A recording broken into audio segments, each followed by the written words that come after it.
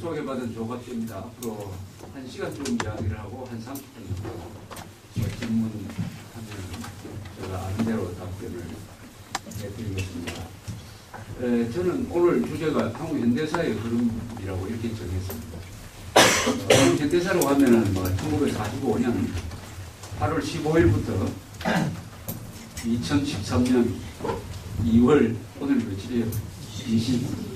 22일까지 우리 11명 대통령 중심으로 이야기하면 11명의 대통령을 지금 거친 건 아니고 12명의 대통령을 거치고 이틀 있으면 이제 11명째 대통령입니다.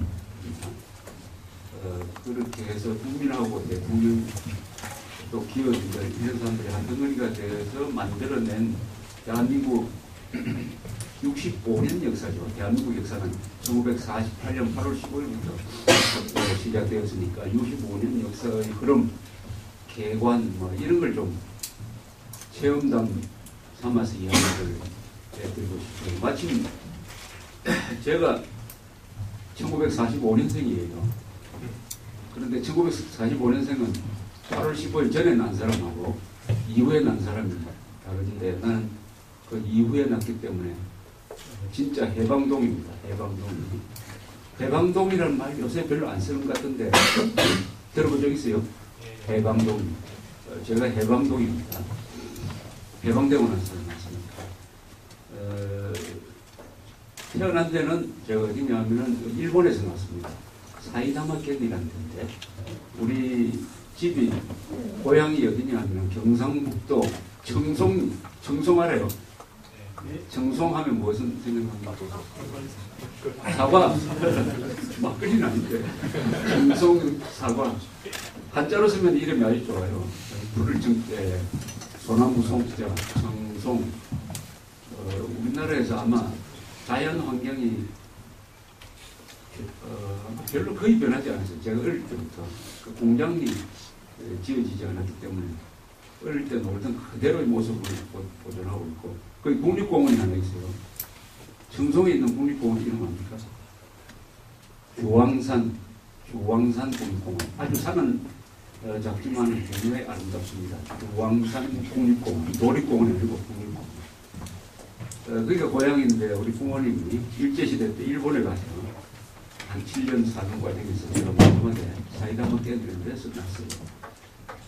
일제시대 때 이제 1941년 12월 7일 진주만 공습 이후에 태평양 전쟁이 벌어졌는데 우리 누님들 이야기 들으면은 사이다 먹게 애는 미국 전투기가 공습을 할 때 그 구경한 이야기를 많이 들었어요. 항상 소년들 눈에 비치는 전쟁은 재밌어요. 어른들은 그 전쟁을 겪어야 되기 때문에 생과 사를 넘나들지만 저는 어릴 때 6.25를 겪었기 때문에 6.25에 대한 그 기억이 아주 추억처럼 어떤 영화 장면처럼 이렇게 남아있어요. 별로 나쁜 기억이 없고 우리 누님은 저보다 이제 나이가 5살, 6살 많으니까 태평양 전쟁을 소년기 때 봤다고 합니다. 그 사이다마현 제가 난 옆에 큰 군수공장이 있었는데 그때 미군 전투기가 아주 저공비행을 하면서 공습을 하면 소년들이 나가서 그 구경을 했대요. 그러면은 아주 낮게 날면서 미군 조종사가 어떤 애들이 구경하니까 옆에서 손을 들고 폭탄 터뜨리고 올라가더라고요. 그런 이야기를 들었습니다. 그리고 다 이게 난 기억이 하나도 없으니까 우리 아버지한테 해방 이후에 그러니까 8월 15일 날 일본에 항복한 다음에 미군이 진주하고 우리가 살았던 그 마을에서 일어난 이야기를 하나 할게요. 미군이 이제 점령군으로 들어왔는데 장교가 흑인이었다고 해요. 흑인. 그런데 그 마을에 가장 어른을 촌장이라고 그러죠. 촌장. 어른이 자기 딸을 그 흑인 장교한테 일종의 이런 세컨드로 바쳤대요. 그러면은 미군이 상당히 그 마을 사람들한테 잘해줬다고 해요. 그때 물자가 부족할 때입니다. 그리고 이 애인이 있으니까 얼마나 또 일본 여자들이 아주 친절하고 뭐 오늘 뵀는지 모르지만 하여튼 그 여자 때문에 그 마을 사람들이 아주 좀 편하게 지냈는데 보통 그렇게 하면은 마을 사람들이 막 욕을 할 텐데 딸을 이렇게 가졌고 마을 사람들은 촌장을 욕도 하지 않고 또 촌장은 거기서 나오는 뭐 물질적인 특혜를 가지고 입맛이 폭해돼가지고 자기만 배부르지 않고 그걸 딱 보면 평하게 마을 사람들한테 나눠주더라고. 그런 이야기를 한 게 아주 인상적이고 1946년에 해방된 1년 한 6개월 뒤에 제가 시모노세키에서 연락선을 타고 부산항에 도착했는데 그 기억은 없습니다. 품에 아기로서 품에 안겨서 왔는데 또 우리 누님 우리 부모님의 추억이 있어요. 부산항에 딱 도착을 하니까 모두들 아이고 이거 선택을 잘못했다. 괜히 돌아왔다 하는 생각이 바로 들더랍니다. 그 귀국선에서 딱 내리니까 그 꼬마들이 장사한 꼬마들이지 꼬마들이 몰려와가지고 자기 물건 사라고 이렇게 아우성을 부리는데 지금도 오랫동안 잊어지지 않는 게 자기 물건 팔면 될 텐데 꼭 다른 옆에 있는 자기 친구들 물건은 나쁜 물건이라고 이렇게 고자질을 해가면서 내 걸 사라고 하더라고요.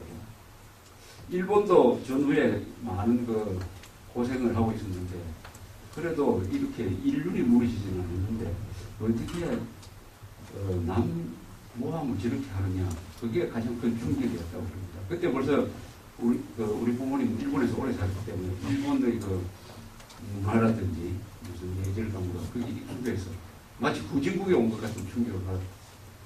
그래서 대구까지 기차를 탔는데 그 기차는 유리창도 날아가 버리고 이 의자에 시트도 없어져 버리고 철망만 아상 설명을 드리니까 요새 북한 열차하고 똑같았어요. 그보다는 조금 나았겠지. 지금 북한 열차보다는 나았겠지. 그래서 대구에 도착해서 우리 고향으로 오는데 후회를 많이 했다 이런 이야기를 제가 들은 적이 있습니다. 우리가 1945년에 해방되고 1948년에 나라를 건국하는 과정 그리고 6.25 때 이 5년간 이것은 아주 운명적인 선택의 길을 우리가 걸어갔습니다. 이 5년 사이에 일어난 일이 그 뒤에 한 60년 방향을 결정을 했습니다. 대한민국은 태어난 것 자체가 기적이에요. 기적.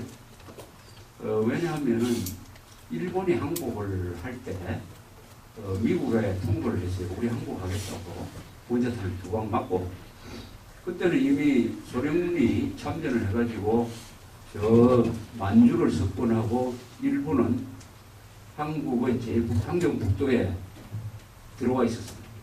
그러니까 한반도를 남쪽으로 소련군이 물밀듯이 내려오고 있었습니다. 거기에 저항할 군대가 없었어요. 그러면은 일본은 어느 선에서 항복하느냐 하는 것이 아주 중요한 문제였습니다.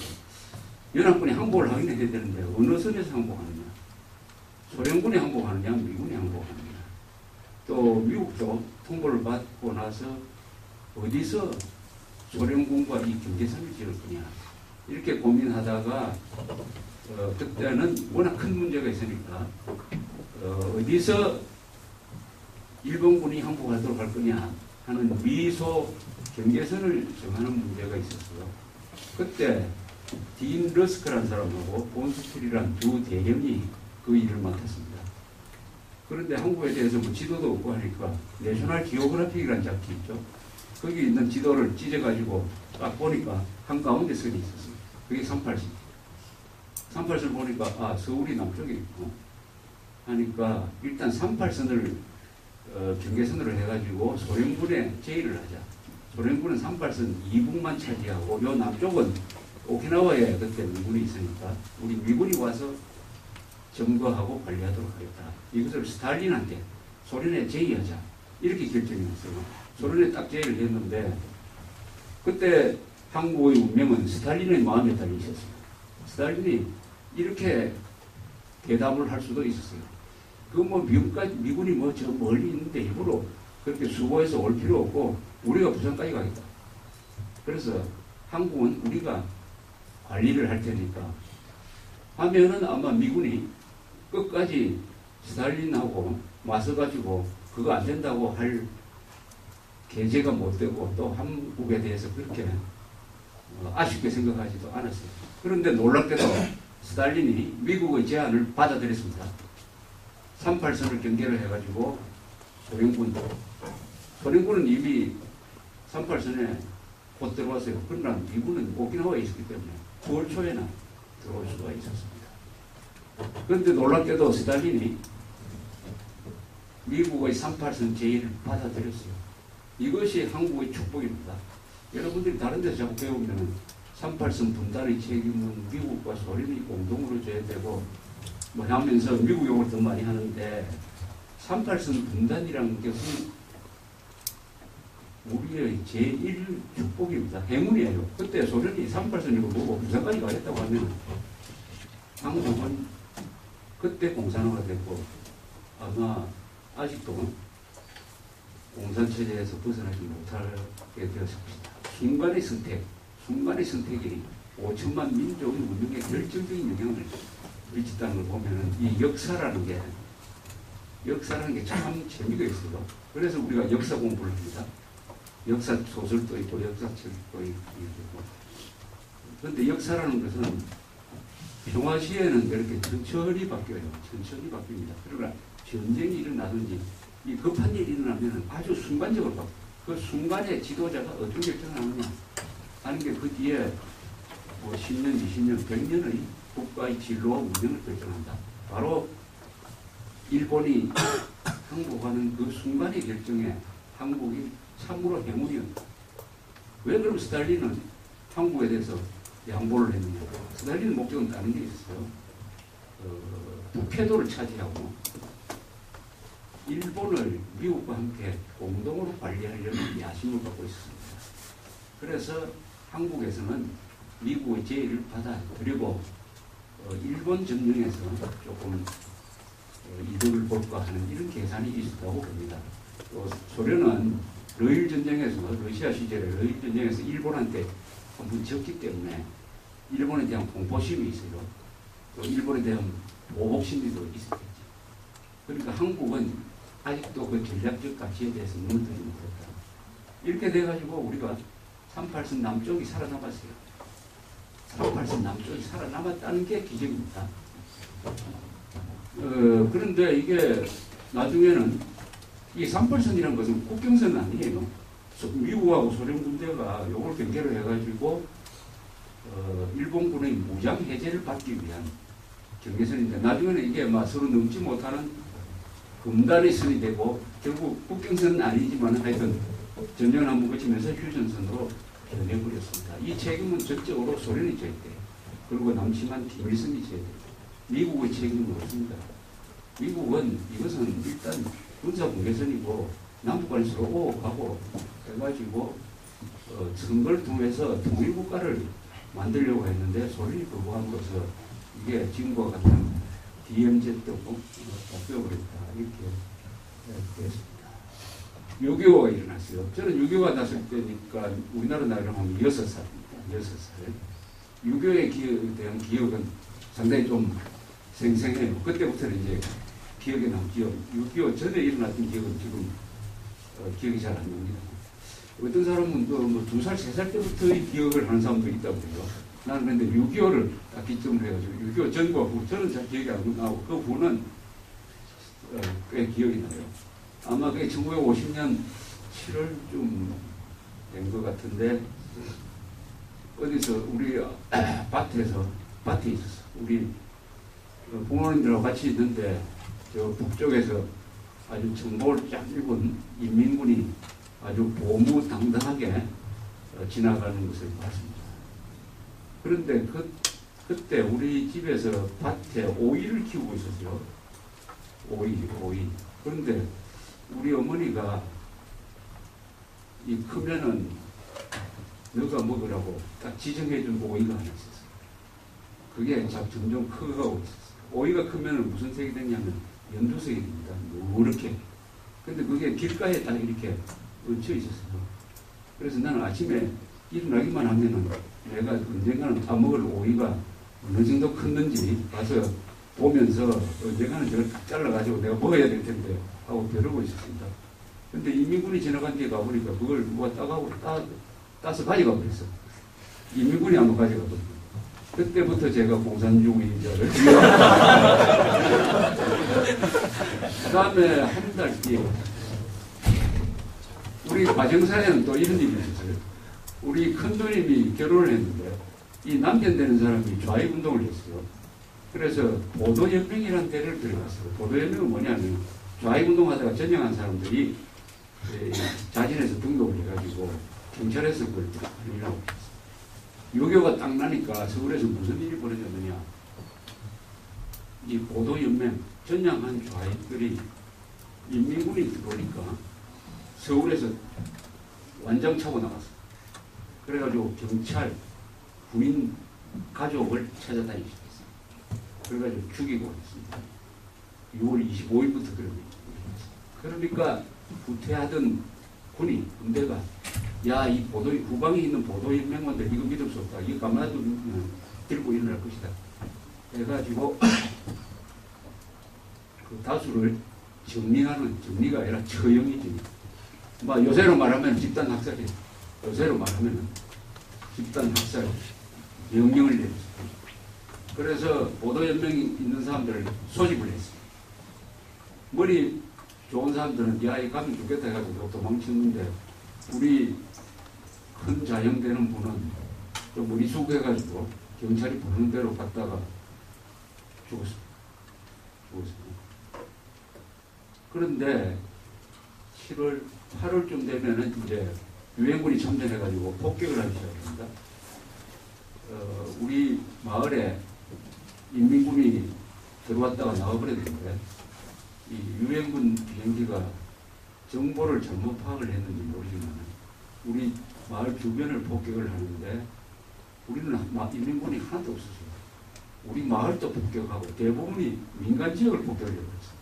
하늘에서 내려다 보면은 한국의 마을이 비슷비슷해요. 큰 나무 하나 있고 교회가 하나 있고 뭐 이렇게 되면 어느 마을인지 모릅니다. 그래서 폭격을 하는 바람에 우리 마을 주변에서 많은 사람이 죽었습니다. 우리 집에는 할머니가 한 분 와 계셨는데 이분이 여기 다리에 기총소사를 맞아가지고 피를 많이 흘리는데 경황이 없어가지고 아무도 돌보지가 않아요. 근데 피를 많이 흘리면은 목이 탄다. 그때 물을 많이 마시면 죽는다고 해요. 그러니까 어떤 분이 개울가에 이 할머니를 모셔놨는데 거기서 물을 많이 마시고 돌아가시고 이분 할아버지는 또 바로 그 순간에 자기 집에 있다가 거기서 또 폭격을 맞아가지고 한날 한시에 할머니 할아버지가 같이 돌아가시고 우리 집은 또 담배 창고에 들어가서 이 연기가 폭격을 하니까 연기가 들어가가지고 아주 질식사할 뻔했습니다. 그 기억이 아주 있습니다. 또 우리 집에서 키우는 소는 완전히 소위탄을 맞아가지고 네이팜탄을 맞아가지고 불고기가 돼요. 그런데 그 고기를 먹었던 기억이 아주 아름다운 추억으로 이렇게 하다가 한 서너 달 지나니까 유엔군이 다시 이제 북진을 하고 하는 이런 과정에서 우리 마을에서는 다행히 이게 인민군한테 뭐 학살당하고 사람 없고 또 우리끼리 뭐 죽이고 한 그런 건 없어서 6.25를 비교적 따라서 월부한 사람이 있어요. 근데 6.25는 이게 뭐냐 한국 역사 속에서 6.25도 이게 축복이에요.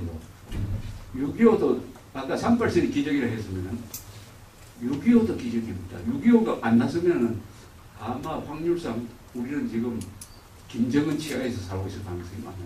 6.25가 안 났더라면 6.25가 안 났더라면 한국의 운명은 월남하고 상당히 비슷했습니다. 아마 월남보다 먼저 1950년대 말이나 60년대 초에 공산에 되었을 가능성이 나는 매우 높다고 생각합니다.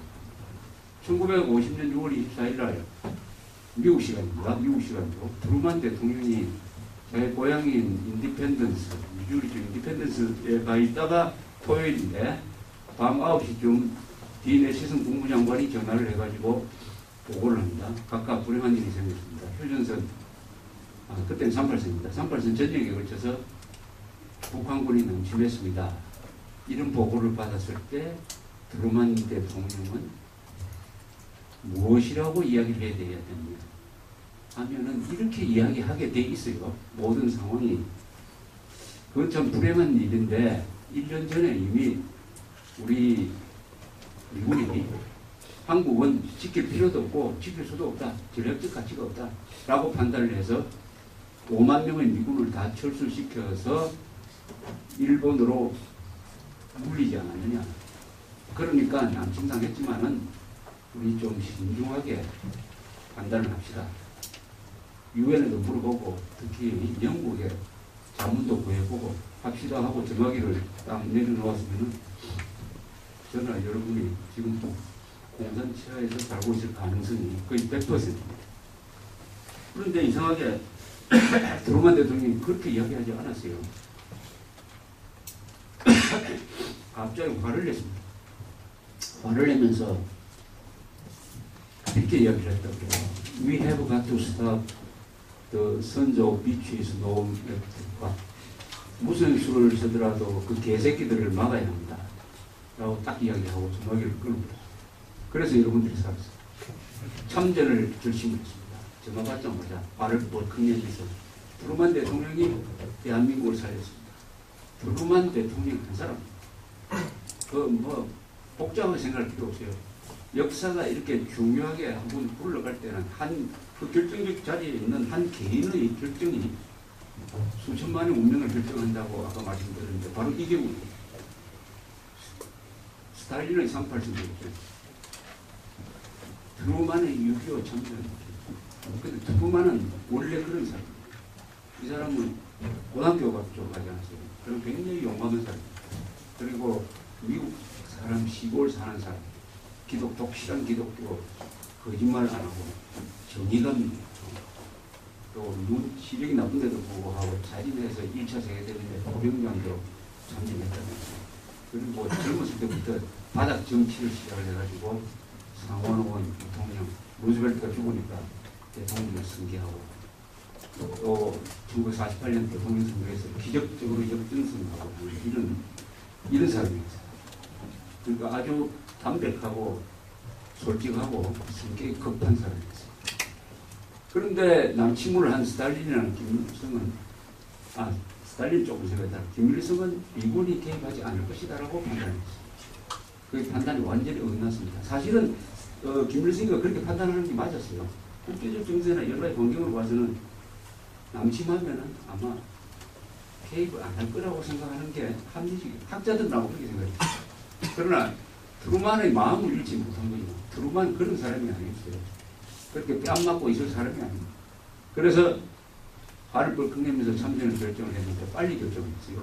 6월 27일 해공군 참전, 그 다음에 6월 30일 5일 지나서는 아예 육군까지 보내는 결정을 해가지고 7월 5일에는 선발대가 이 오산에 와가지고 처음으로 북한군하고 이렇게 교전을 합니다. 얼마나 빨리 들어왔어요.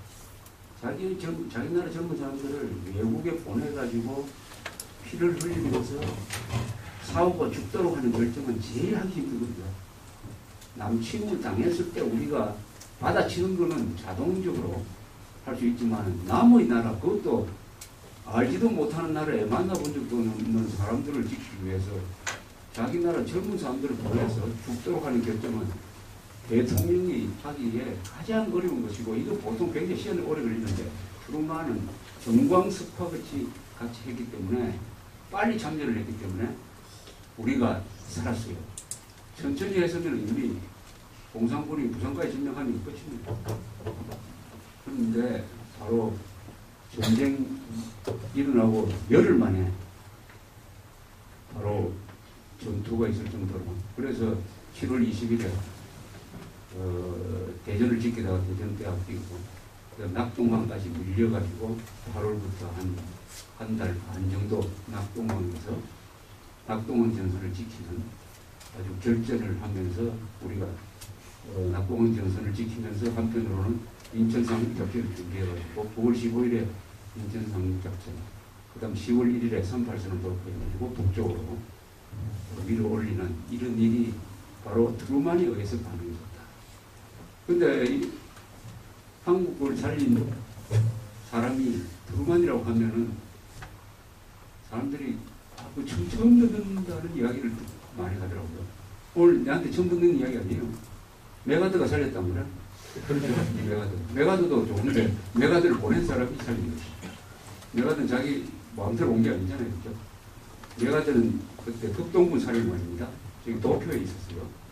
메가드를 한국 선수의 책임자로 지명한 사람이 바로 트루만이다. 그러니까 트루만, 해리 S. 트루만 대통령에 대해서 우리가 부모님 이상으로 감사해야 되는 이유가 있습니다.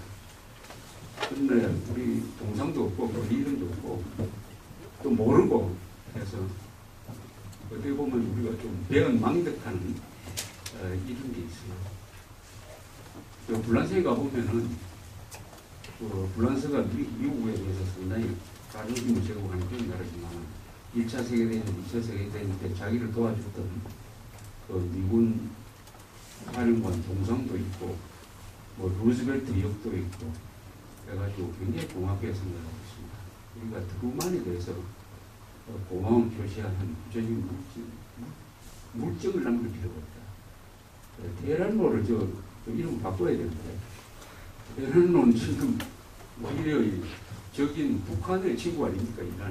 이란하고 북한하고 지금 핵개발, 미사일개발 공동으로 하고 있는데 그 수도 이름을 우리나라 서울에서 가장 번창하는 그 이름으로 지금 계속 쓰고 있는 건 좀 문제가 있는 거 아니에요. 그 중에 뭐 반 정도는 잘라가지고 트루만 로로 만드는데 맞는 거 아니겠느냐 이렇게 생각을. 만약 그때 유교가 없었으면은 간접적인 침략으로 게릴라를 보내고 또 요새 종북 좌익 세력, 요새도 종북 좌익 세력이 세지만 그때는 좌익이 더 셌어요. 그래서 야금야금 정치, 문화 이런 분야를 서서히 장악을 해갔더라면 아마 50년대 말에 한국은 위험했을 것이다. 그런 남침을 했기 때문에 미국이 개입을 했다. 여기서 이제 한국의 운명이 달라졌죠.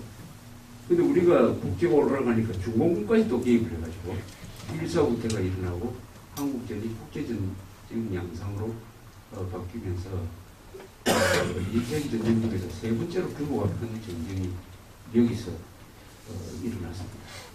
이 전쟁을 통해서 국군이 등장을 했어요. 강력한 국군, 지금 64만 군대. 전쟁을 통해서, 전쟁을 했을 때 우리가 10만 병이 됐어요. 전쟁을 거치면서 60만 대군이 만들어졌어요. 한국이 지금 왜 이렇게 발전을 했느냐 하는 걸 이렇게 꼽아보면 이렇게 걷는 사람들이 있습니다. 그 원인을 첫째는 한미동맹이 있었다. 두 번째는 자유민주주의 체제를 선택을 했다. 그 다음에 훌륭한 지도자가 많았다. 이승만, 박정희 같은.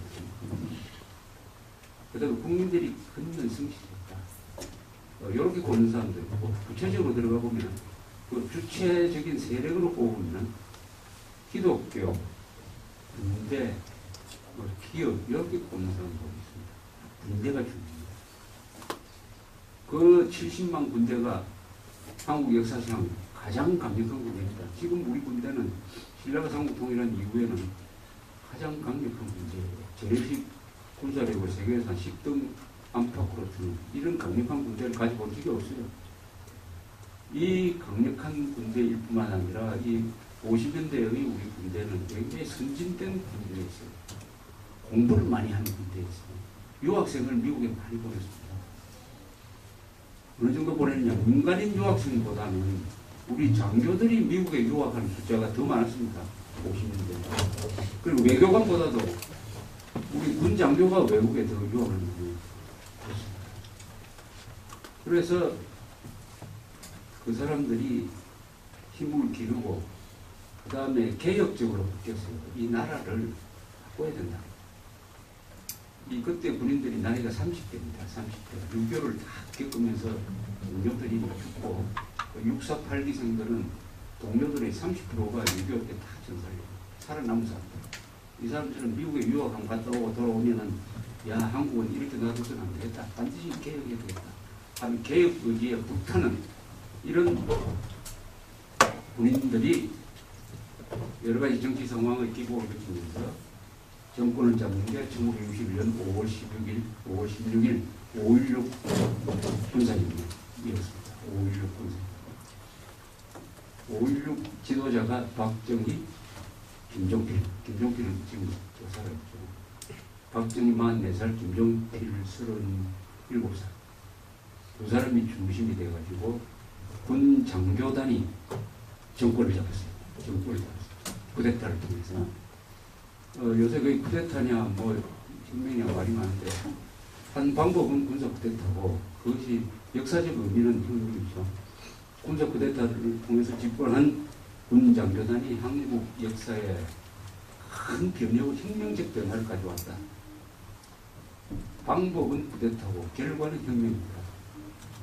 그걸 뭐 한꺼번에 이야기를 하면은 군사혁명이라 해도 되고 군사 쿠데타라고 해도 되는데 굳이 그 명칭에 구애될 바 없이 한국 역사에 가장 거대한 변화를 가져온 우리 민족사의 최대 사건 중에 하나라는 것은 첫째, 군대가 권력을 잡은 게 한국 역사에는 거의 없어요. 박정희가 정권을 잡은 거 이전에 군인이 정권 잡은 게 언제입니까? 고려시대 무신난시죠. 무신난. 내가 계산해 보니까 박정희가 군인으로서 정권을 잡은 것은 790년 만에 처음입니다. 790년. 이게 아주 드문 예입니다. 유럽 같으면은 온통 군인 정권이죠. 로마, 그래서 뭐 시리저 이런 사람들은 정치인이기도 하고 군인이기도 하고, 중세 유럽의 그 왕들은 다 군인이에요. 군인과 왕을 겸합니다. 다 군인 정권이에요. 일본은 어떠냐? 일본은 명치유신까지 800년 동안 무사들이 집권했습니다. 무사들. 원래 군인들이 집권하는 게 정상이에요. 그런데 한국은 이 유교가 들어오면서 학자들이 권력을 잡는 게 하나의 전통이었어요. 소위 문민 정권이 전통이고 양반 선비들이 정권을 잡아요. 그런데 이 선비들이 정권을 잡고 있을 동안에는 경제가 발전하지 않아요. 군대가 발전하지 않아요. 부국 강병이 안 돼요. 그러니까 부국 강병이라는 것은 돈을 많이 벌고 그 돈으로서 군대를 많이 가지는 것을 부국 강병이라고 하는데 이게 잘 안 돼. 우리나라. 그러다 보니까 군사를 예약하니까 결국 우리가 일제 침략을 받아서 이민족의 지배를 받는 우리 민족사회의 아주 수치스러운 이런 과오를 남기는데 790년 만에 박정희, 김종필 또 두 사람이 그 당시에 장교들 중에서는 가장 머리가 좋고 가장 가슴이 좋은 사람, 인간적으로 도덕적으로 능력면에서 가장 우수한 사람 두 사람이 주동을 해가지고 군사 쿠데타를 일으켰는데 다행히 피를 흘리지 않았어요. 죽은 사람이었죠. 5.16 때 죽은 사람이었습니다. 무혈부대. 이게 피를 흘렸으면은 이 광개주 사태를 통해서 집권한 전두환처럼 아주 고생을 할 텐데 다행히 5.16은 쿠데타를 통해서 피를 흘린 사람이 없었기 때문에 정권을 잡은 사람이나 정권을 빼앗긴 사람이나 그렇게 큰 증오심을 갖지는 않게 되었어요. 그래서 5.16을 가지고 뒤에 뭐 정당성 시비는 지금도 계속됐지만은 뭐 보복을 한다든지 하는 이런 것은 없었다. 그것이 참 다행이다 이렇게 생각합니다. 5.16이 가져온 이 거대한 변화, 거대한 역사적 변화, 계층적 변화, 경제적 변화, 여러 가지 변화는 역사에서 보면은 이런 거대한 변화에는 반드시 인명 손실이 따라요. 인명, 피를 흘린 사람이 있습니다. 혁명에는 반드시 피를 흘려. 러시아 혁명 때문에 이 공산혁명 때문에 죽은 사람이 1억 명이 넘는 2억이 된 2억. 이거 계산해봤어요. 2억이 된다는 거니까 2억. 근데 그렇게 많이 피를 흘렸으면 발전을 해야지. 한 2억 명이라는 이 고귀한 생명이 피를 흘렸으면 공산주의를 해가지고 막 천국 같은 체제를 만들든지 해야 되는데 혁명하지 않을 때마다 오히려 배고를 해버렸다. 헛된 피지, 헛된 피. 거기에 비하면은 5.16 이후에 벌어진 한국은 거대한 변화에 비해서 피를 흘리지 않는 건 아니지만 최소한의 피를 흘렸다. 최소한의 피를 흘려서 거대한 발전을 이루겠다는 점에서 우리는 이승만, 박정희, 전두환, 노태우 이런 분들에 대해서 높게 평가해야 됩니다. 우리 역사를 아주 자랑스럽게 생각합니다. 시리아는 지금 내전을 한 지가 이제 2년밖에 없거든요. 2011년, 2012년, 2년이면 딱 만 2년이고 시리아의 내전으로 얼마 죽었죠? 그 신문 보면 얼마 죽은 거예요? 신문기사에 그런 거 계산 잘 안 해. 그래서 누가 죽으면 몇만 명이, 7만 명이죠, 7만 명. 예전으로 지금 7만 명이 죽어가고 아직도 어떻게 되십니까? 7만 명. 지금 중국이 이렇게 눈물이 발전하지만 모택도리가 1949년에 공인한 다음에 지금까지 죽은 사람 숫자는 대충 한 5천만 명. 굶어 죽고 숙청돼 있고 5천만 명. 5천만 명이 죽은 결과로서 지금 중국이 이런 발전을 하고 있다고 보면 돼요. 그러나 한국은 최소한의 인명이 생겼다. 최소한의 인명. 그거라도 없었으면 좋겠는데 역사는 그런 거거든요. 역사는 반드시 희생이 따르고 피해자가 생기기 마련입니다. 역사가 바뀔 때는. 역사가 발전하지 않고 전 위치에서 가만히 있으면은 그런 희생자가 없겠는데 역사가 발전할 때는 반드시 희생자가 생깁니다. 발전하기. 그런데 희생자가 생긴 만큼 발전하면 그건 괜찮은데 북한처럼 북한은 그런데 얼마를 죽였느냐. 최대치로 계산하면 6.25 때 300만 죽었다고. 6.25 300만. 민간인이나 다 합쳐서. 이건 김일성이 여식이죠. 굶어가지고 한 많게 보면 한 300만. 적게 잡아도 한 100만이 죽었대요. 이건 김정일이 여식이죠. 또 그게 안 잡히는 수용소에서 100만 명이 죽었다고. 많이 잡으면 합쳐서 김일성, 김정일 2대에 걸쳐서 700만을 죽었다. 700만. 근데 700만을 죽게 하면 대가로서 북한이 발전을 했느냐. 오히려 그 자들이 정부 잡았을 때보다 더 못 잡았다. 그런 점에서 남북한의 역사를 사람 인명 손실이라는 기준을 가지고 명령하게 한번 평가를 해볼 필요가 있다면 그렇게 생각합니다. 인명 손실. 뭐든지 우리가 정치를 평가를 하든지 뭘 하든지 가장 기준은 인명, 사람 생명. 사람 생명을 보호를 했느냐, 말살했느냐, 그리고 인권을 신장시켰느냐, 억압을 했느냐, 인간이 행복해졌느냐, 불행해졌느냐, 이걸 가지고 정치를 판단해야 됩니다. 가장 중요한 게 그게요. 그것을 자유라기도 하고, 우리가 민주라고 하고, 뭐 인격권이라고 하고, 기본권이라고 하고, 뭐 이렇게 하는데 결국 제일 핵심적인 것은 인간 생명입니다. 인간 생명을 존중하느냐, 업신여기느냐. 한국은 한 사람이 억울하게 죽으면 역사가 바뀌고 1987년에 박종철이라는 서울대학생이 경찰에서 고문받다가 죽었어요. 그것 때문에 1987년의 민주화가 빨리 이루어질 수가 있었어요. 1949년에 이승만 대통령이 사육으로 하야할 수밖에 없었던 것도 그 당초는 사람이 죽은 건데 특히 어느 학생이 최루탄, 김주열이라는 학생이 눈에 최루탄을 맞아가지고 시체로 발견된 사건이 있었어요. 그게 기폭제가 됐습니다. 대한민국에서는 인명을 소중하게 여기기 때문에 한 사람이라도 억울하게 죽으면 정권이 바뀌어요. 북한에서는 700만이 죽어도 정권이 바뀌기는커녕 더 억압진대로 가고 있다. 그것은 1945년을 기준으로 해가지고 대한민국에는 생명을 소중하게 여기고 개인의 자유를 최고의 가치로 여기는 자유민주주의가 정치 체제로 들어오고 북한에서는 계급적인 증오신문을 죽이고 혁명을 위해서는 집단 학살도 미화하는 생명을 경시하는 공산주의가 들어옵니다. 그 차이가 오늘날의 남북한 차이를 만들었다. 이념이 가장, 그게 바로 이념입니다. 이념 대결하면은 그 이념이 뭐냐? 이데올로기인데. 이데올로기는 뭐 정치 제도라고 보면 제일 맞겠어요. 우리의 이념은 자유민주주의, 북한의 이념은 공산주의. 북한에서는 우리는 지도자를 결사옹위하는 총폭탄이 됩시다. 한 사람을 지키기 위해서 모든 사람이 폭탄 역할을 하죠.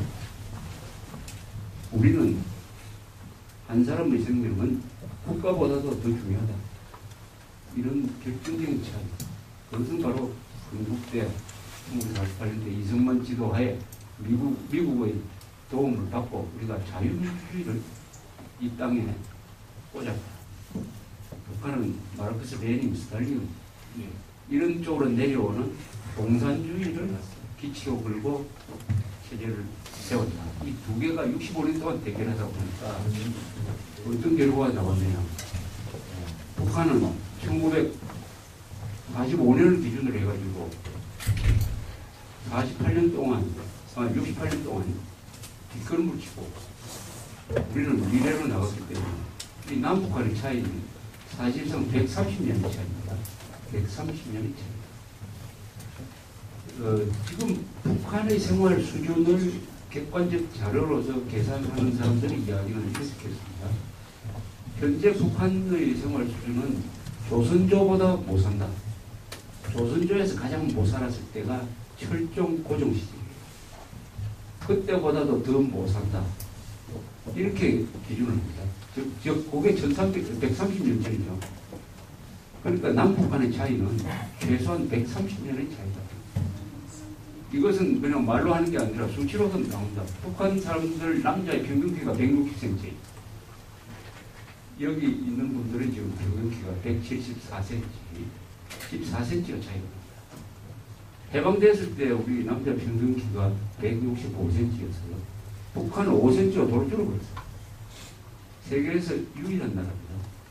해방 이후에 전 세계적으로 평균 키가 커요. 제일 큰 사람은 지금 네덜란드 사람이죠. 180가 나옵니다. 우리는 174cm. 북한은 160cm. 북한은 오히려 줄어들었어요. 북한의 평균 수명은 65세, 한국은 83살.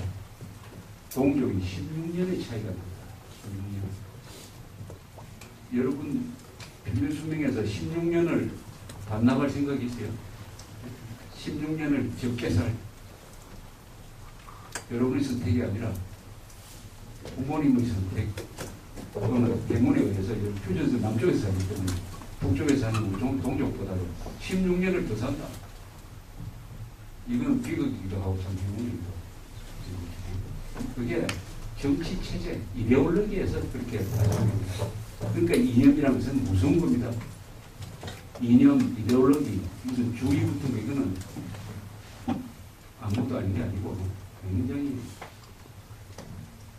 절대적인 중요성을 가지고 있죠. 정치 제도가 가장 중요하다. 그래서 한국에서 가장 나쁜 사람은 한국에서 반역자는 누구냐? 자유민주주의 제도를 부정하는 세력입니다. 자유민주주의 체제를 부정하고 사회주의 체제를 건설하겠다든지 민주주의 제도 대신에 독재 체제를 건설하겠다든지 그게 바로 독재 중에서도 여러 종북이 있습니다. 종북 독재도 여러 종류의 독재가 있습니다. 싱가포르 이광조도 독재였어요. 저런 독재도 있고 김일성식 독재도 있는데 그중에서 가장 악질적인 독재가 공산 독재죠.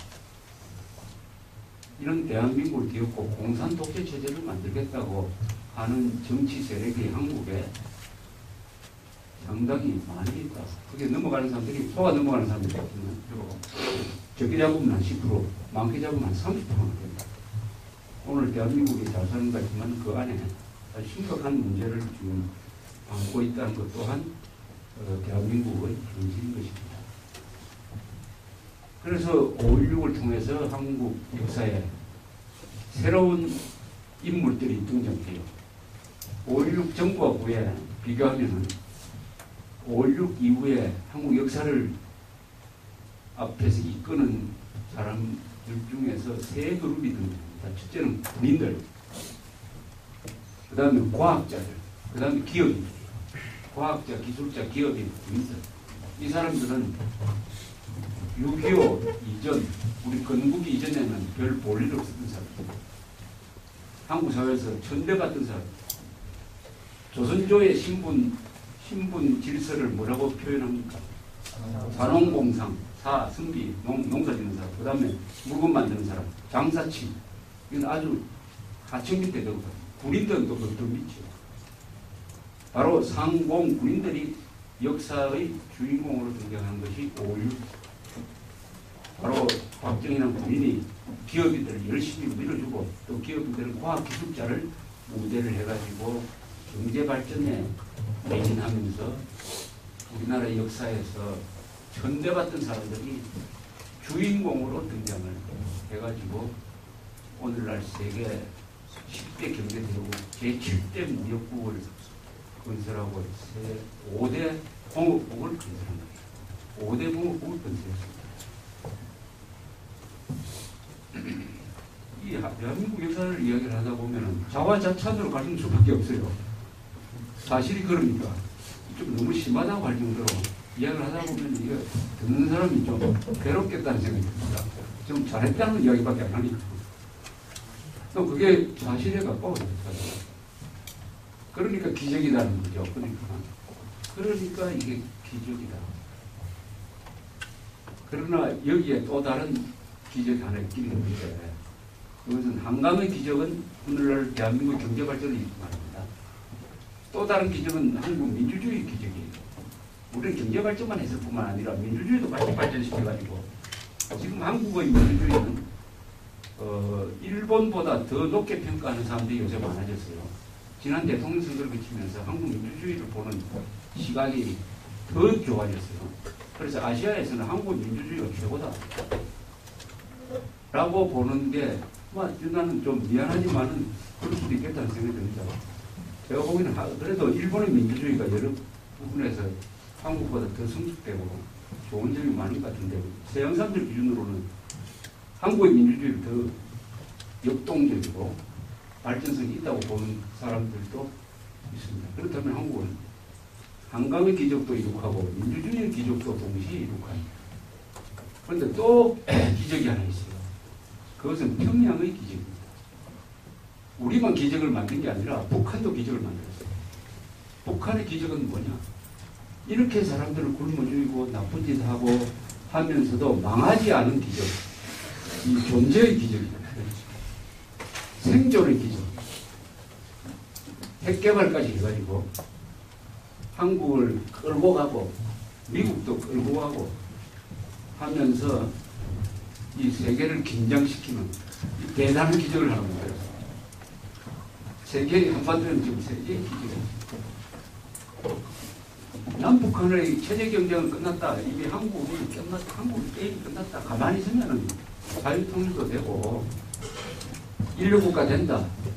너무 안보 이런 데 신경 쓰지 말자. 핵무기 그거 없는 걸로 하자. 진절로 된다. 라고 생각하는 사람들이 한국에 꽤 많아요. 꽤 많은데 우리가 이럴 때는 막연한 낙관론, 막연한 비관론을 젖히고 객관적으로 냉정하게 오늘 우리가 딛고 있는 이 현실을 바라볼 필요가 있다. 이렇게 생각합니다. 그러면 남북한 체제 대결이 끝났느냐? 남북한 체제 대결이 끝났다는 것은 뭐냐면 북한이 무너지고 우리가 자유통일해야 끝난 것입니다. 아직도 자유통일하지 못했다. 평양에 우리 국군이 들어가지 못했다. 오늘 또 북한의 핵 문제, 남한에 있는 북한 편을 드는 종북 세력 때문에 우리 마음이 편하지 않고 불안하다. 체제 경쟁이 끝나지 않았다. 전쟁이 끝나지 않았다. 6.25는 아직 끝나지 않았다. 6.25는 끝나지 않았지만 법률적으로 휴전은 됐지만 끝내려면은 중화협정이 맺어지고 6.25를 일으킨 사람들을 문책하고 하는 이런 절차가 있습니다. 6.25가 계속되는 이 교전 상태가 있는데 평화가 너무 오래 계속 1953년 7월 27일 이후에 평화가 60년 동안 계속되다 보니까 우리가 깜빡하고 있어요. 우리는 지금 하프타임이 있습니다. 축구를 하는 이 전반전을 치렀어요. 전반전은 스코어가 1대1. 우리가 한 방 얻어맞고 북진을 해가 또 다시 중공군이 들어오고 해가지고 6.25 일어나기 전에 휴전선으로 원위치 해버렸습니다. 따라서 1대1입니다. 스코어가 1대1. 근데 하프타임이 빨리 끝날 줄 알았는데 이게 60년이나 계속되니까 너무 길어요. 그러니까 후반전 안 해도 이길 수 있을 것이다. 이렇게 착각하는 사람들이 많은데 후반전 반드시 해야 됩니다. 후반전이 어떻게 될지 몰라요. 그러니까 한국의 운명은, 한국의 미래는 아직도 결정되지 않는 겁니다. 세 가지 선택지가 있어요. 지금처럼 분단이 오래 계속되면은 한국의 발전은 아마 후퇴하게 될 거예요. 더 이상 나가지 못할 거예요. 에너지를 내부적으로 너무 많이 소모하는 거예요. 적과 통일되면은 우리는 다시 조선조 시대, 야만 시대로 돌아가게 될 것입니다. 자유통일하면은 우리가 발전을 계속할 수 있을 거예요. 세 가지 중에 어느 걸 선택하느냐 하는 것은 아마 여러분들의 몫이기도 할지 모릅니다. 여러분과 우리의 몫이고, 세월이 너무 오래 흐르면 기성세대는 전령하고 여러분들이 기성해야 됩니다. 지금 그 중차대한 시기에 우리가 새 정부를 맡고 또 북한은 핵 위기를 일으키고 해가지고 어떤 국면으로 봐서는 새로운 지금 무대로 우리 역사가 들어가는 것이 아니냐. 이 새로운 무대에서 또 새로운 배우들이 나와가지고 어떤 드라마를 펼칠 것이냐 하는 것이 2013년 2월 22일 현재 시점에서 바라보는 한국의 모습이 아니겠느냐 이렇게 생각을 합니다. 저 이야기를 여기서 일단 끝내고 그 다음에 못다한 이야기는 여러분들의 질문을 통해서 앞으로 한 40분 정도 시간을 보내주면 됩니다. 뭐든지 질문을 해주시면 제가 성실하게 답변을 해드리겠습니다. 예. 마이크 이용하세요. 마이크 옆에. 스타타 핵실험 일어난 상황이었나? 그때 이제 TV조선인가 나오셔서 그때 TV도 말씀하셨잖아요. 메모지 작성한 사람 좀 주세요. 그때 이제 한반도 비핵화 철회하고 MP7 발전하셨다는데 그렇게 그런 스탠스를 우리가 취해야 되는 건 분명한데 그거를 그러니까 한반도 비핵화와 LPG 탈퇴를 동시할 만큼 그게 급박한 상황이라고 보시는지 우리가 그 스탠스를 취해야 되는 건 분명하지만은 지금 당장 뭐 LPG까지 바로 탈퇴하고 핵 개발을 바로 들어갈 것이냐 이건 이게 분명히 이제 전략적으로 취해야 되는 게 이제 있잖아요. 그 실제로 핵 개발 들어가는 모션을 취할 수도 있고, 한다고 해가지고 이제 중국 정부나 이렇게 압박을 줘서 그런 모션으로만 이제 해결할 수도 있고, 그거에 대해서 어떻게 생각하세요? 지금 3차 핵실험이 우라늄 탄으로 한 건지, 플루토늄 탄으로 한 건지 아직 몰라요. 그런데 미국의 전문가들은 우라늄 탄일 가능성이 많다고 합니다. 우라늄 탄으로 핵실험을 했다는 것은 뭘 의미하느냐 하면은 북한이 원광 상태의 우라늄 광산에서 그것을 뽑아가지고 고농도 우라늄, 원자 폭탄에 쓸 수 있는 고농축 우라늄을 만들 수 있는 농축 원심 분리 방식의 농축 시설을 정상적으로 가동시키고 있다 하는 것을 의미를 해요. 그러면은 북한은 그 우라늄 원광이 세계에서 제일 많다고 그래요. 그것하고 농축 시설을 결합시키면은 핵폭탄을 수십 개, 수백 개를 만들 수 있게 됩니다. 즉 핵폭탄 대량 생산 체제로 간다. 그 다음에 두 번째는 그 핵폭탄의 무게를 한 500kg 정도로 작게 만듭니다. 1톤이나 막 1톤 밑으로 내려가도 될 거예요. 그렇게 해야 미사일 갖다 붙일 수 있어요. 그러니까 미사일과 핵탄두가 결합이 되면 핵미사일이 됩니다. 핵탄두를 장착한 미사일을 휴전선 북방에 100개, 200개를 배치를 합니다. 그래서 서울을 딱 겨냥합니다. 이 상황을 한번 상상해 보세요. 그걸 우리가 견딜 수 있느냐? 물론 핵폭탄 발사는 김정은이가 결정하겠죠. 그럼 김정은이가 정상적인 놈이냐? 김정은이가 정상적인 사람입니까? 이놈이 미칠 수도 있잖아요. 미쳐서 내일 아침이라도 쏴라. 이래 되면 날라온다고 봐요. 그러면 거기에 대한 방비가 되어 있느냐? 없습니다. 핵 미사일 실전 배치 상황이 바로 눈앞에 왔다라고 보는 게 안전해요. 그렇게 봐야 이렇게 정책이 이제 수립이 되는 거죠. 그러면 핵 미사일 날아오는데 대비해가지고 우리는 미사일 방어망이 있느냐? 없어요. 미사일 방어망이 왜 없느냐? 1999년에 김대중 정부 때 미국이 미사일 방어망 우리 같이 만들자고 제의를 했더니 거기에 들어가면 중국을 자극한다고 그러죠. 안 들어가 버렸어요. 일본은 들어갔습니다. 미사일 방어망이 없으니까 미사일이 날아오면 우리는 맞아야 돼. 두 번째, 북한이 핵미사일로 우리를 때린다는 정보가 확실할 때 선제 타격할 수 있느냐? 지금 우리 국방부에서는 핵 공격 징후 시 선제 타격하겠다 이런 이야기를 하는데 이거는 실력이 풍부하는 거예요. 북한이 핵으로 우리를 타격한다는 확실한 정보를 얻기도 힘들고 설사 얻었다 하더라도 그때 대통령이 그래 우리가 먼저 북한을 치자.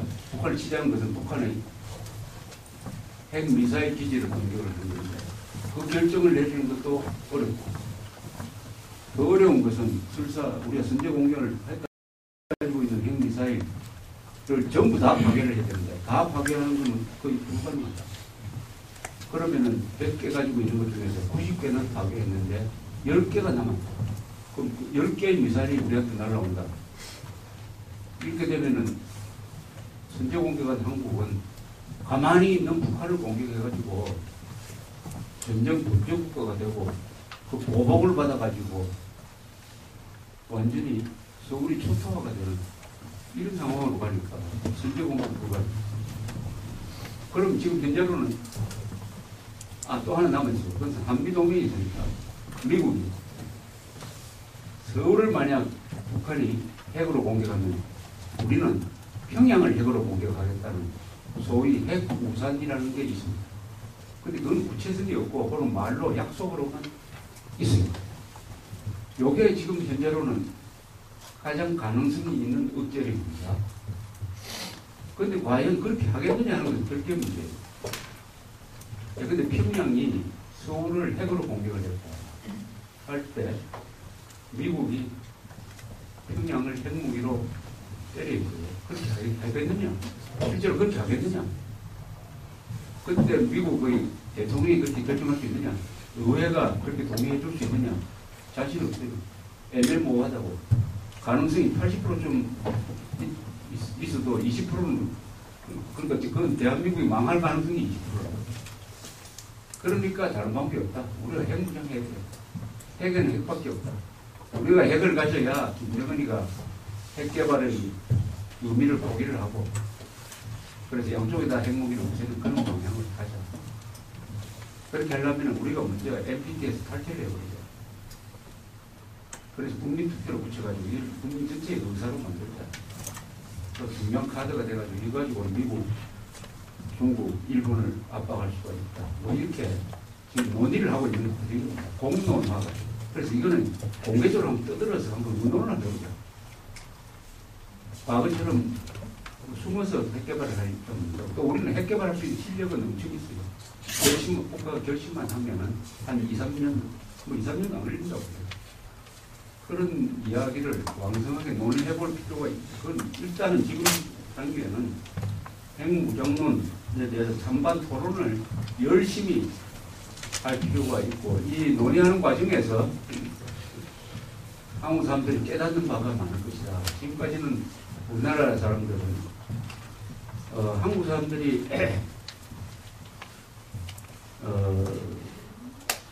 외국 사람들 눈에는 어떻게 비치겠느냐 하면 저 사람들 잘 살기는 잘 사는데 살찐 돼지 같다 이라고. 이스라엘 사람들은 한국 사람은 살찐 돼지 같다. 웰빙. 왜냐? 바상말은 북한한테 맨날 끌려다니면서 쥐어 터지고 있는, 터지고도 보복도 못하는, 우리 같으면 그냥 평양을 작살내버릴 텐데 어떻게 저렇게 다 당하고만 있느냐. 이렇게 개탄의 말이 아닐 것입니다. 아마 미국 지도부도 한국의 국가 지도부나 이 국방부를 속으로 경멸했어요. 북한도 경멸했어요. 북한은 미국만 빠지면은 1대1 대결에서 대한민국 국군하고는 승부도 안 된다. 이건 이길 자신이 있다라고 확신하고 있습니다. 왜 그러느냐? 우리는 4대주의 정책을 너무 오래 쓰다가 보니까 이게 한국인은 DNA가 되어버렸어요. 4대주의는 쉽게 말하면 노예 근성입니다. 노예 근성. 자기를 자기 힘으로 지킬 생각을 하지 않고 침략을 받으면은 큰 나라한테 가가지고, 즉 명나라라든지 청나라라든지 요새는 미국한테 가가지고 우리 좀 살려주지 하고 매달리는 이런 심리. 국방할 능력이 있으면서도 손해보기 싫어가지고 편하게 지내려고 핵 문제를 남은 나라 문제처럼 보고 핵 문제에 대해서 강경하게 대응하려는 사람을 거부하고 욕을 하고, 그래서 북한이 하자는 대로 끌려가면서 그것을 평화라고 생각하는 이런 사람들이 너무 많아요. 그것은 오늘 어제의 문제가 아니고 1391년에 조선조가 개국하면서 4대주의 정책을 쓰는 바람에 우리 몸에 이렇게 대통령부터 저 밑에 지배군까지 우리 체질로 되어 있다, 우리 문화가 되어 있다는 것을 우리가 항상 기억하고 있어야 됩니다. 그래서 우리가 지금 하고 있는 이 운동이 국제적으로 보면 웃음거리입니다. 저기 핵무기를 개발했는데도 한국에서 핵무기 개발하겠다는 이야기가 나오지 않습니다. 그런 나라는 세계에서 한국밖에 없어요. 한국밖에 없어요. 이스라엘은 자기들이 이미 핵무기를 가지고 있으면서도 이란이 핵무기 개발하기만 하면 저걸 반드시 부숴버리겠다 해서 지금은 막 이란 핵개발 과학기술자들을 암살을 하고 있습니다. 암살자들. 사보타지를 하고 있습니다. 그런데 우리는 핵무기가 없으면서 저기 핵개발을 했는데도 거기에 대해서 핵개발론을 주장을 하면 야, 그거 좀 위험한 거 아니냐. 강도가 칼을 들고 들어왔는데 주인이 옆에 총이 있으면서도 총을 잡으면 강도를 자극할까 싶어가지고 총을 잡기 위해서 손을 붙이지 않고 그냥 손 들이고 하고 또 마찬가지 행동을 지금 한국인들이 보여주고 있다. 창피한 줄을 알아야 된다. 창피한 줄을 알아야 된다. 이게 얼마나 모욕적이고 하는 줄을 알아야 된다. 그래서 우리가 남북한의 체제 경쟁에서 경제 문화에서는 이겼지만은 군사 정치 분야에서는 체제 경쟁에서 지고 있어요. 그래서 북한이 핵무기를 개발했고 남한의 종북 세력을 구축하는 데 성공을 했고, 북한이 남한보다 앞서는 것은 북한 지도부는 자주 국방 정신이 있다. 그런 점에서 북한은 이스라엘을 닮았습니다. 대한민국은 잘 살지만 자주 국방 의지가 부족하다. 그런 점에서 한국하고 비슷한 나라가 중국에 송나라가 있었어요. 송나라. 송나라는 부자 나라였습니다. 그러나 결국은 가난한 나라한테 요나라, 금나라, 몽고한테 차례로 유린되어 있습니다. 그런 점에서 자위적 핵무장론은 우리가 노예로 사는 게 아니라 우리가 주인으로 살겠다 하는 자주국방 의지의 표현이라고 생각합니다. 또 질문 있습니까?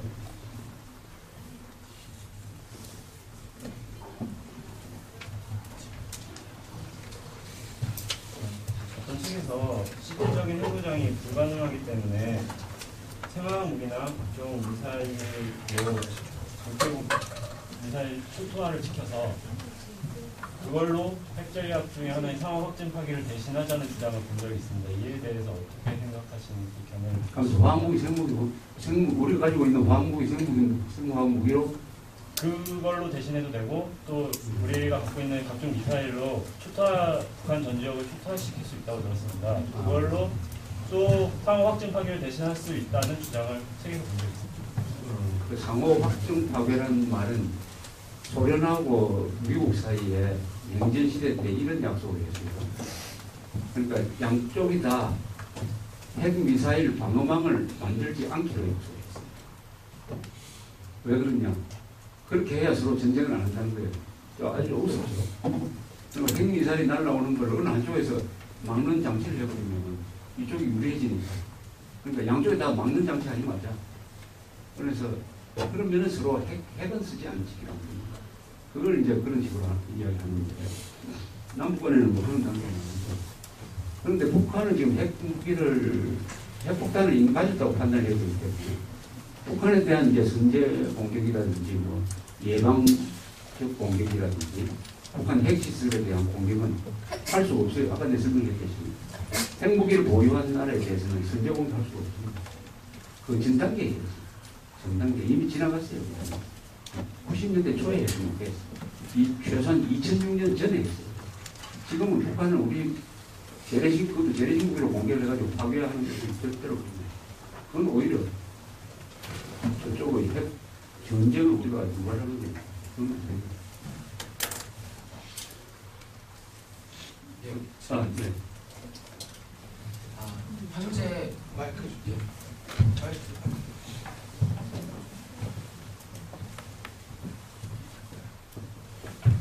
현재 우리나라 국민들의 역사 인식에 대해서 저는 매우 위험한 수준이라고 생각하는데요.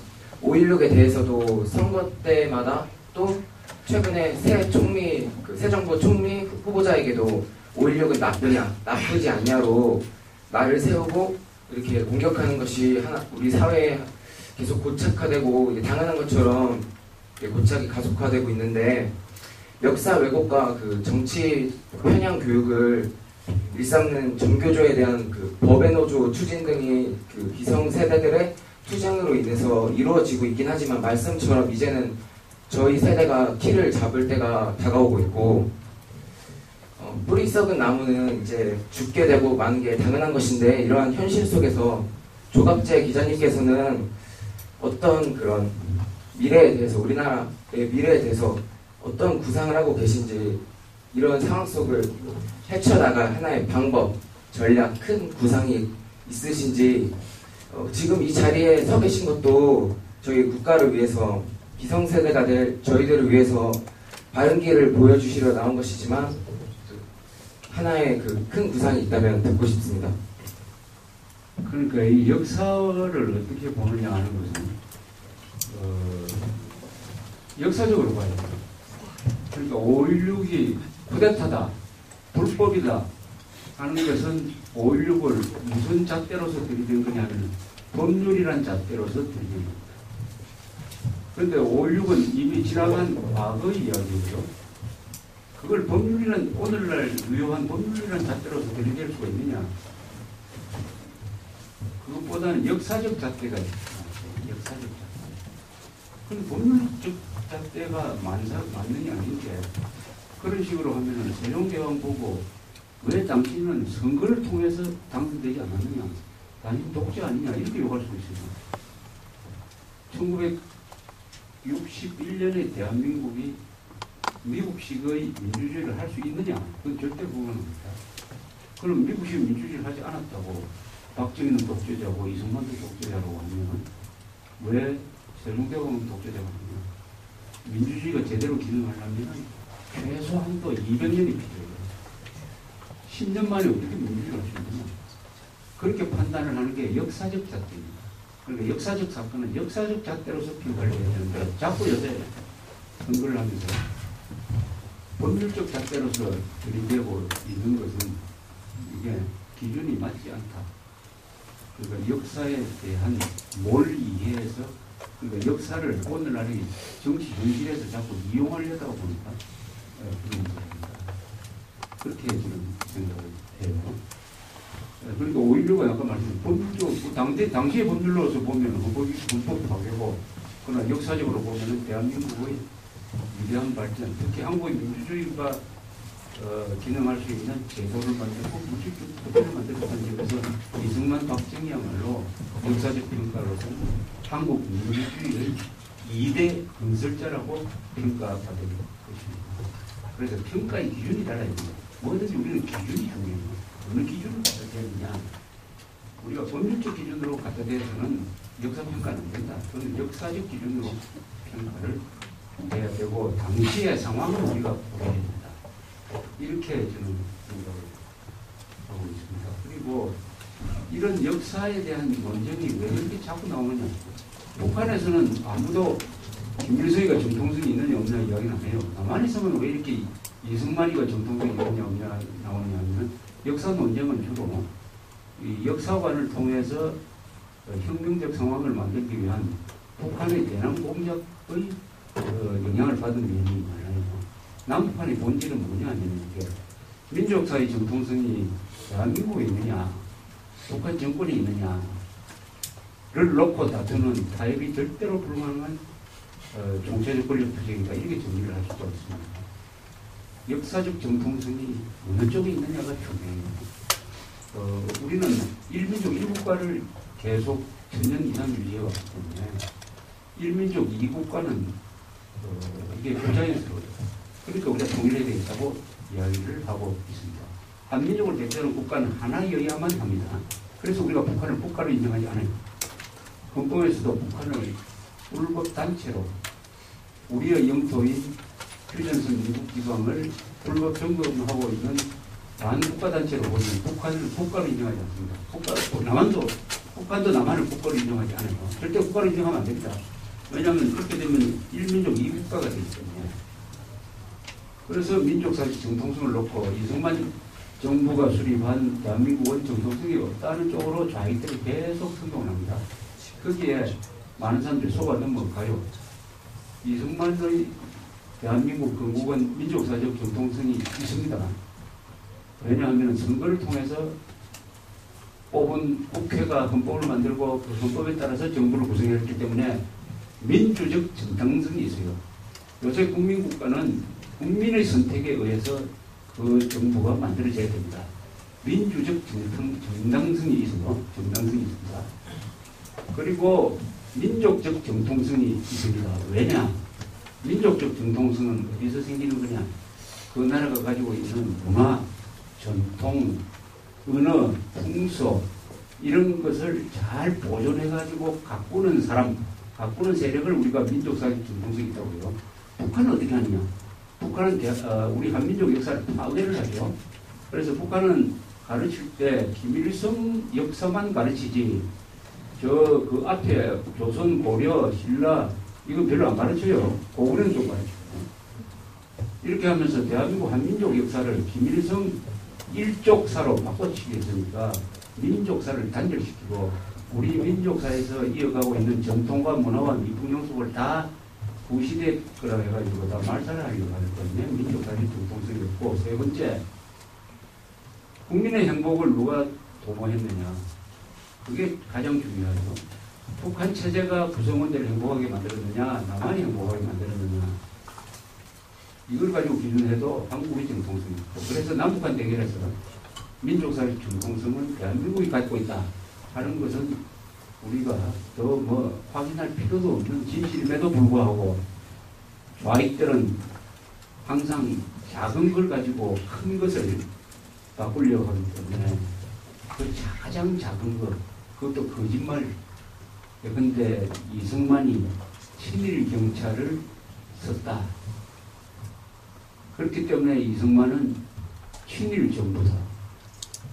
북한은 일제 부역한 사람들을 숙청을 했는데 남한은 하지 못했다. 이런 식으로 부분을 가지고 전체를 이렇게 무효화시키려고 하는 그 사실 자체도 거짓말이에요. 북한에서는 일제시대 부역한 사람을 우리처럼 오히려 법률로서 이렇게 재판하고 한 적이 없습니다. 북한에서는 자기들 편을 드는 일제시대 무역자는 잘 쓰고 자기한테 반대하는 사람은 숙청했을 뿐입니다. 김일성 동생은 그 일본 군대에서 통역으로 일했던 사람입니다. 그런 제지인적까지 올라갔고 북한 공군은 일제시대 때 다 미군하고 싸웠던 파일럿들이 만든 게 북한 공군이에요. 그러니까 그 자기들의 그 비판을 가려서 보면은 우리 민족 사직품 통성은 이승만이 세운 대한민국에서 지금 우리까지 계속 이어져고 있다 하는 데 대한 확신을 절대로 양보를 하면 안 됩니다. 그래서 우리가 북한하고 대한민국이 같은 동격이라고 하면 안 돼요. 북한은 집단이고 대한민국은 국가입니다. 우리는 국민 국가고 북한은 뭐냐? 저는 왕조 체제죠. 왕조 세습이니까. 아니 국민 국가와 왕조 체제를 어떻게 동거해 있습니까? 저는 봉건 체제죠. 좌익들이 개혁혁명할 때가 있다면 남한은 개혁혁명이 이미 끝났죠. 왜냐? 정주영식처럼 석공인 세계적인 재벌을 되고 이명박처럼 상인 출신이 대통령이 되고 노무현처럼 그 상인이 좌익했던 사람이 사위가 대통령이 되고 이 정도 같으면은 한국은 개혁혁명이 끝났는데 남한의 좌익들을 보고 우리가 충고하려면 제발 북한에 올라가가지고 북한에서 저 봉건적 세습 독재 체제를 타도하는 개혁혁명을 제발 좀 북한에서 좀 해줬으면 좋겠다 이렇게 주문을 하기 바랍니다. 요걸로 잠시 하고 내한테 이게 메모를 해서 들어온 게 있습니다. 여기에 대해서 답변을 해드리겠습니다. 이런 질문입니다. 자유통일에 대해 언급해 주셨는데 이것이 흡수통일인지 무력통일인지 또 흡수통일이라면은 독일도 쉽게 넘기지 못한 경제 성장 문제와 서동독과는 지역 갈등을 우리가 넘길지 무력통일이 전쟁을 감내할 가치가 있는지 알려주세요. 이 통일을 어떤 식으로 해야 되느냐 하는 것은 우리 헌법에 잘 적혀 있어요. 헌법 제4조에 보면 우선 헌법 제1조가 뭡니까? 대한민국 민주공화국이다. 헌법 제3조는 그 대한민국 영토는 한반도와 그 부속도서로 합니다.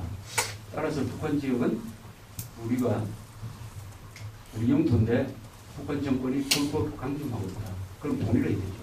통일은 어떤 식으로 할 거냐? 헌법 제4조 대한민국은 자유민주적 기본 질서에 입각한 평화적 통일 정책을 수립하고 추진한다 이렇게 되어 있습니다. 자유민주적 기본 질서에 입각한 평화적 통일. 이걸 줄이면은 평화적 자유통일입니다. 평화적으로 즉 전쟁을 하지 말고 자유통일해라. 자유통일은 뭐냐? 북한을 해방시켜가지고 헌법 제1조 대한민국은 민주공화국이다. 즉 대한민국 한반도 전체를 민주공화국으로 만들어야 된다. 이게 자유통일이 이루어진 것입니다. 합치면은 북한 노동당 정권을 해체하고 북한을 해방시킴으로써 한반도를 민주공화국으로 만들어라 하는 것이 헌법 1조, 3조, 4조의 명령이에요. 거기에 입각한 게 자유통일입니다. 그런데 우리는 요새 남북간의 평화통일이라는 말을 쓰고 있어요. 북한이 말하는 평화통일은 적화통일이고 우리가 말하는 평화통일은 자유통일이에요. 다만 하나 공통점이 있다면 평화적으로 하자. 북한은 평화적이라는 말 속에 전쟁이라는 말까지 포함되어 있습니다. 북한이 말하는 평화는 전쟁을 포함한 겁니다. 우리는 그러나 전쟁을 하지 않고 통일하자. 그럼 어떻게 할 것이냐? 전쟁을 하지 않고 통일하려면 북한 정권이 바뀌어야 되죠. 대한민국은 바뀔 수는 없죠. 북한 정권이 바뀌도록 어떻게 할 거냐? 북한 주민들이 들고 일어나가지고 북한 정권을 민주화시키든지 하도를 해야 됩니다. 즉 소련이 무너졌던 식으로 해야 됩니다. 즉 북한 사람들을 손으로 북한 정권을 레짐 체인지 하도록 우리가 북한 사람들을 도와줘야 됩니다. 우리가 군대를 끌고 휴전선을 북진하기에는 지금 불가능하다. 북한 사람들이 바뀌어야 됩니다. 북한 사람들이 어떻게 바뀌느냐? 정보를 알고 장사를 할 줄 알고 인권을 알게 되고 남한이 든든하게 버티고 있다는 것도 알게 되고 김일성, 김정일, 김정일가 나쁜 놈이라는 것을 알게 되고 알게 되도록 가르치고 그런 작용을 우리가 해야 된다. 그러기 위해서 돈이 들 것이다. 우리가 가지고 있는 여러 가지 전자장비도 필요할 것이다. 그것을 쏟아내가지고 북한 정권이 언제 무너질 거냐 하는 그런 소리 하지 말고 북한 정권을 언제까지 우리가 무너뜨릴 것이냐. 우리가 주어가 돼야 된다. 북한이 목적어가 됩니다.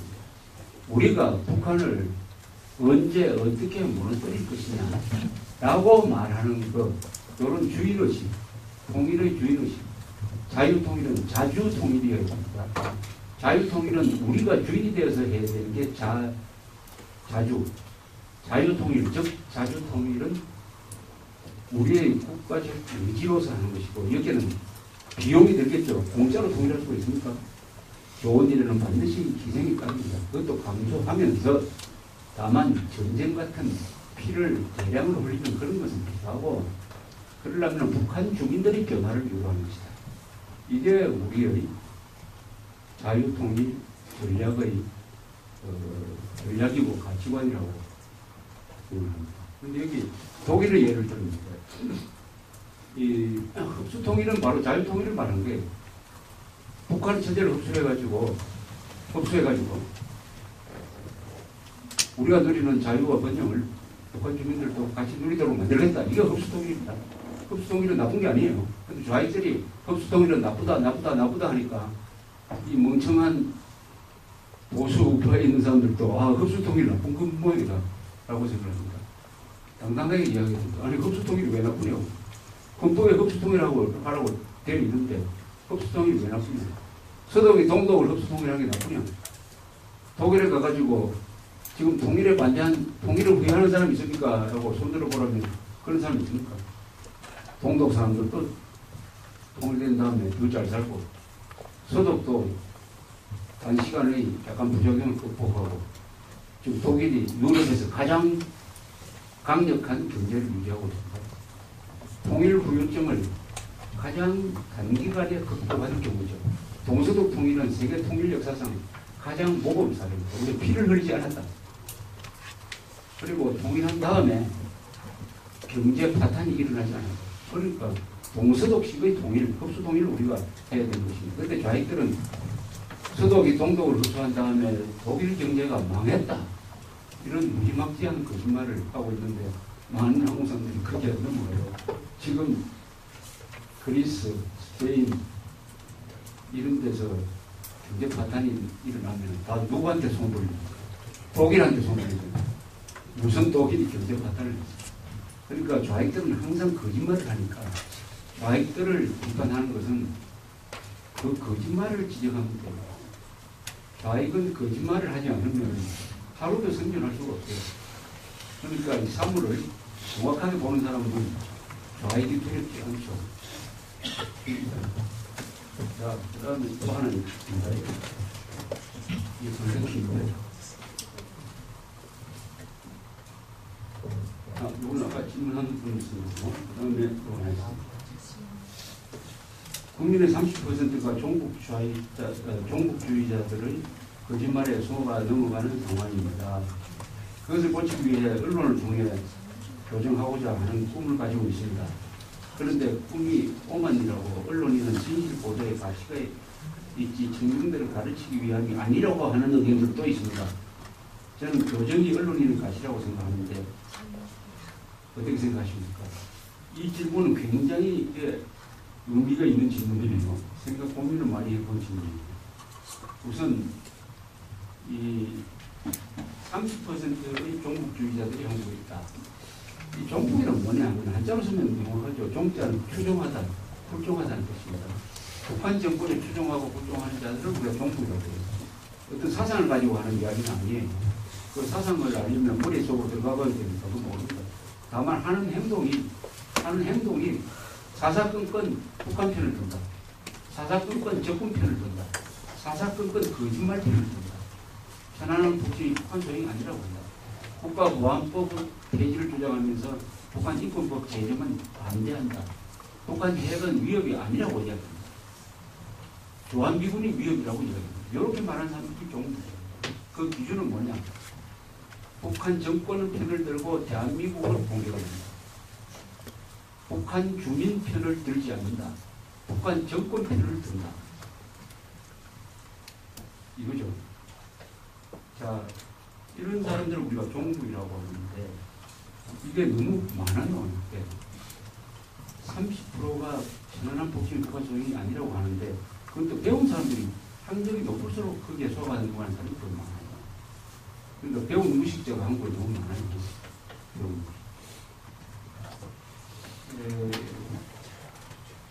그러니까 이게 우리나라가 경제 뭐 여러 가지 발전하는 걸 보면 대단한데 아주 어두운 구석이 있어요.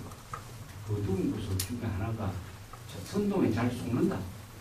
선동에 속아 넘어가는 사람들이 너무 많다. 특히 배운 고학력자가 속아 넘어간다. 그리고 또 하나 있어요. 한국 사람의 문장 해동력이 세계 문명국가에서 가장 낮습니다. 문장의 고급 문서 해동력.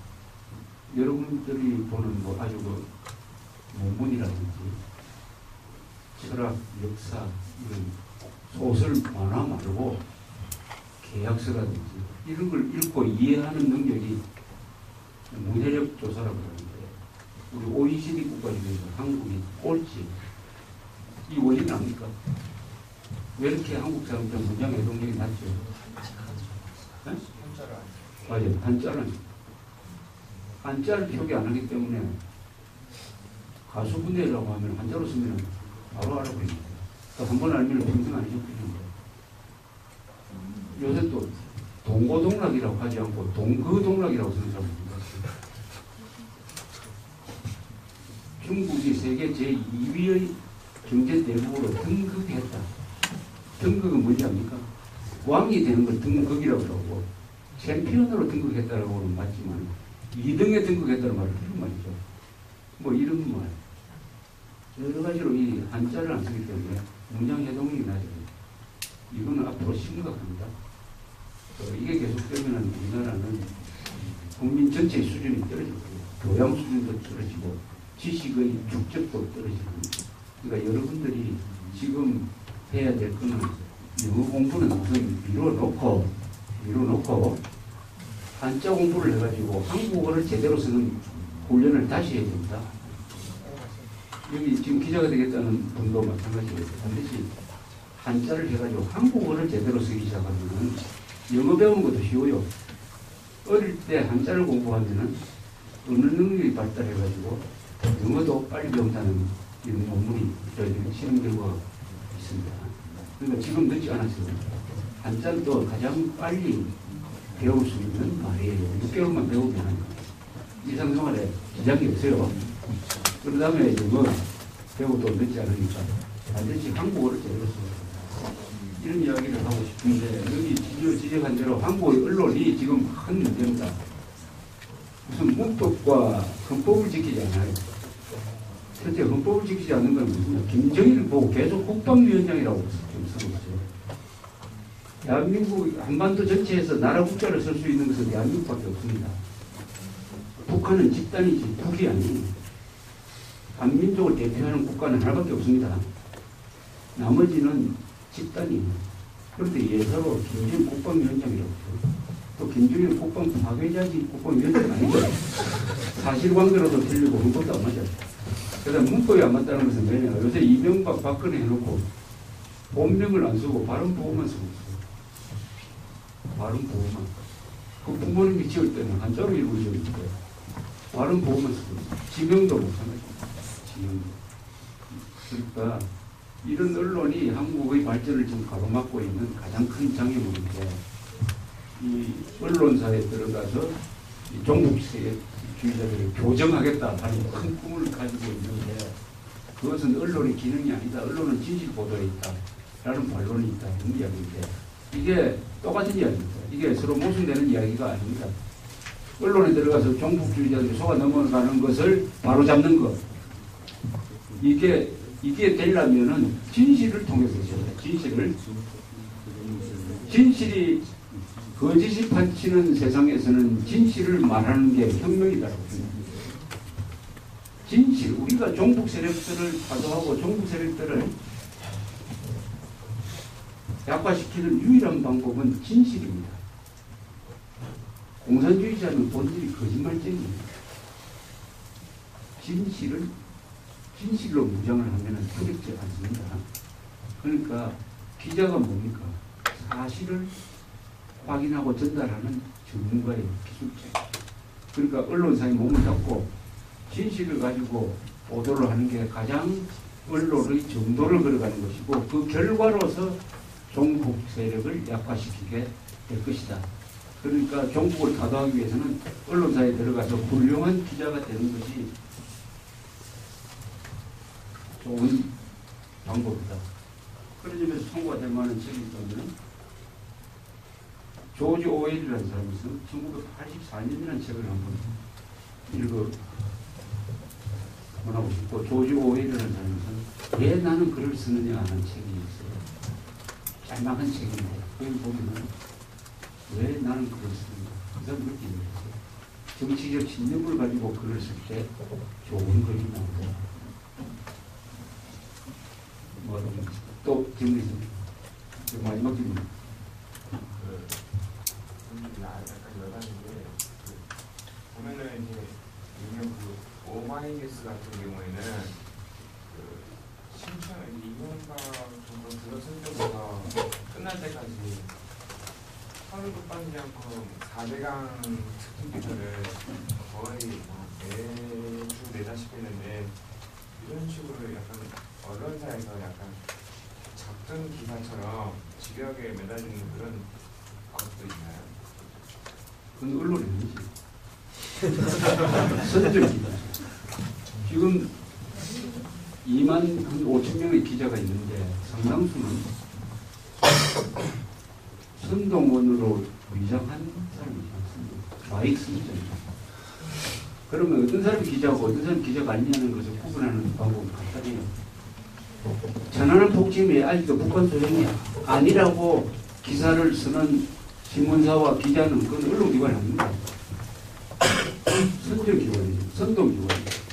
천안함 폭침이 북한 소행이라는 것은 국민학교 정도의 지적 수준을 가지면 반드시 알아야 됩니다.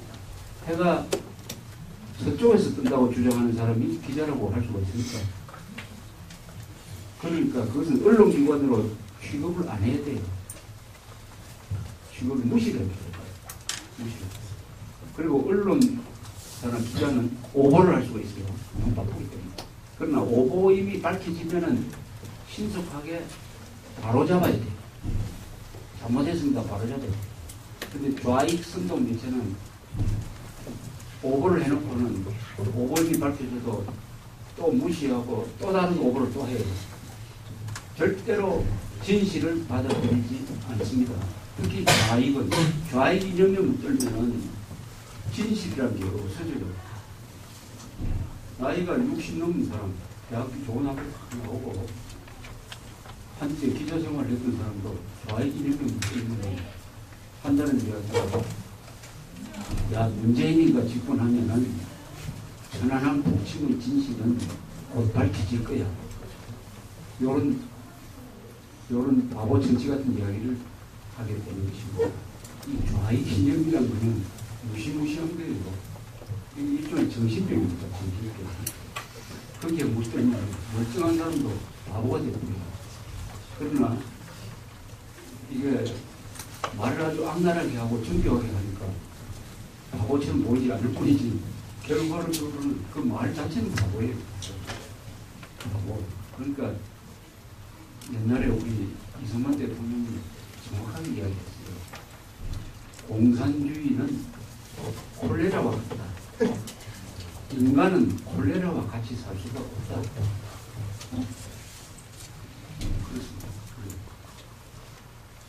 그러나 우리가 구매하려고 하는 사람은 그게 속아 넘어간 사람이니까 감염된 사람이니까 바이러스 자체가 아니니까 희망을 가지고 인간에 대한 기대와 애정을 포기하지 않고 악은 스스로를 드러낸다는 말을 믿고 그러니까 이 나쁜 사람들은 거의 대부분 경우에 자충수로 자멸합니다. 스스로 무너지는 그 원리를 내재하고 있어요. 악은 악당들 스스로 공산주의가 스스로 무너지죠. 안에서의 변화로서 물론 미국이 그런 변화가 일어나도록 환경을 줬으면 됐죠.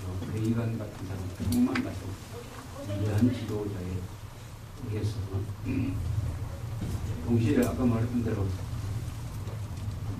거짓이 판치는 세상에서 진실을 말하는 것이 진실에 대한 믿음을 갖고 내가 오늘 이분 1948년 8월 15일 날 이승만 대통령이 건국기념사를 하는 걸 제가 읽어보니까 이런 말이 있어요. 민주주의에 대한 믿음을 버려서는 안 된다. 후진국에서는 독재를 해야 나라가 발전한다고 하는데 민주주의를 하면은 비록 느리지만 더디지만은 반드시 악을 이기게 되어 있다. 이런 확신을 버려서는 안 된다. 이렇게 이야기했습니다. 쉽게 말하면 괴물하고 싸우다가 괴물을 담지 말고 우리는 머리를 쓰면서 괴물하고 싸우다가 우리 마음까지 버리면 안 되니까 아주 이성적으로 그래서 인간애를 버려서는 안 된다. 아무리 극악무도한 북한 정권과 아주 사악한 종북 세력과 싸우더라도 우리의 교양과 우리의 매너와 우리의 인격을 손상해가면서까지 해서는 안 되고 우리 국민을 지켜가면서 싸워야 된다. 이게 좀 어렵죠.